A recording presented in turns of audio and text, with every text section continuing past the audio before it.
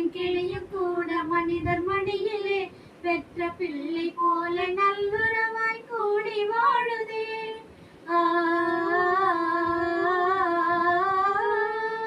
பூனை நாயும் கிளியும் கூட மனிதர் மடியிலே பெற்ற பிள்ளை போல நல்லுறவாய் கூடி வாழுதே. ஈயரும்பு உன் படைப்பில் இனிமை காணுதே. ஈயரும்பு உன் படைப்பில் இனிமை காணுதே. இதை அறியாயோ முருகா உன் கருணை இல்லையோ.